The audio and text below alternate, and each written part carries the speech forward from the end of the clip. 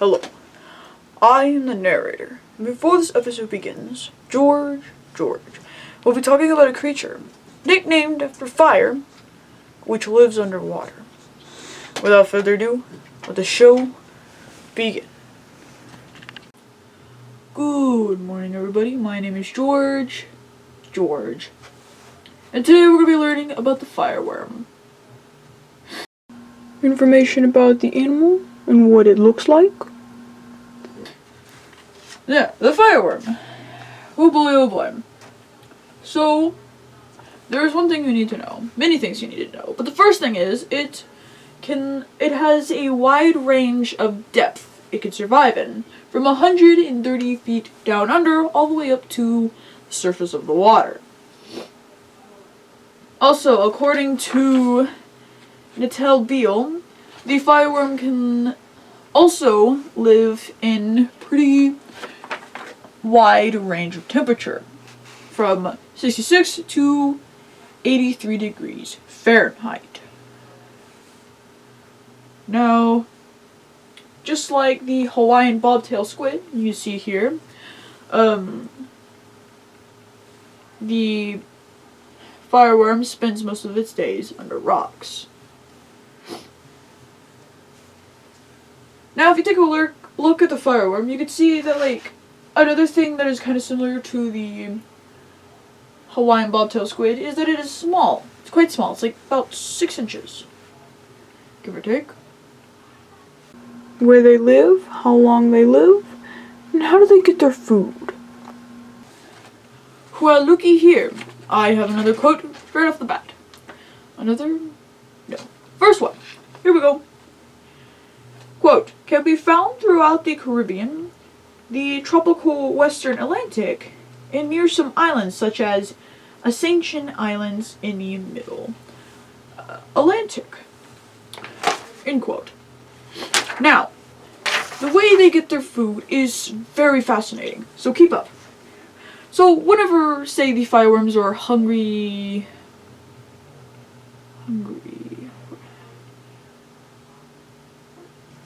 Corals, George, you just talked about it. Right. Almost forgot. They are hungry for coral creatures. They will actually sit on top of the structure, the coral, and just suck them out. Like a little straight out of the straw type thing. Which is quite cool, in my opinion. What they eat, and what are their predators? Its scientific name.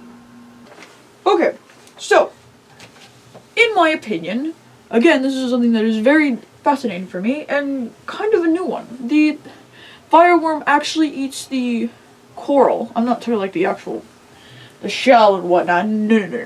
The little creatures inside of the coral that actually live inside of it and create the coral. Because the coral is just basically like the skeleton of these creatures. That's not the only thing they eat. They also eat crustaceans,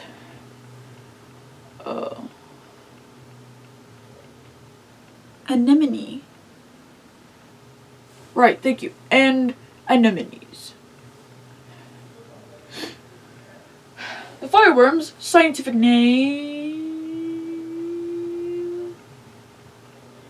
Can you help me out, Doctor? Hermatiza acroculata. Thank you, Doctor.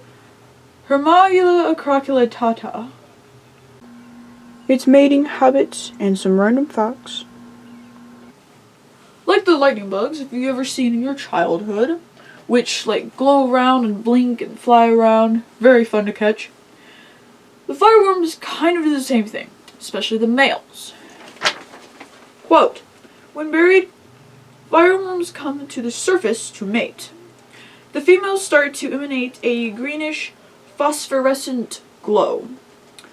This attracts the males, which dart towards the females, emanating flashing lights at the same time. Now, this little fireworm is actually quite toxic to the touch. Yes, very important. You can see on the sides there's these little white bristles. Well, those contain all the toxin. And if you touch it, it will... What will it do? They're not that harmful. Oh, right. It won't kill you. It's not deadly or anything.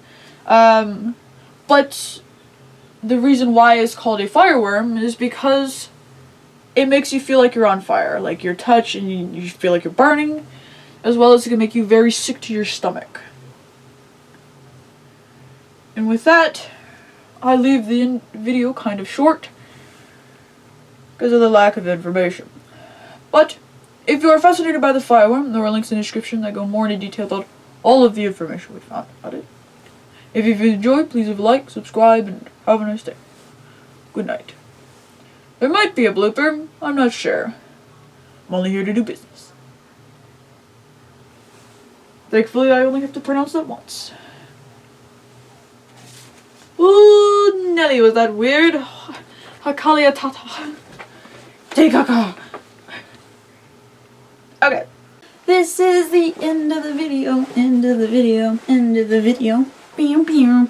End of the video, end of the video. This is the end of the video. Pew pew. Pew pew. Pew pew. End of the video, end of the video, end of the video. Oh oh.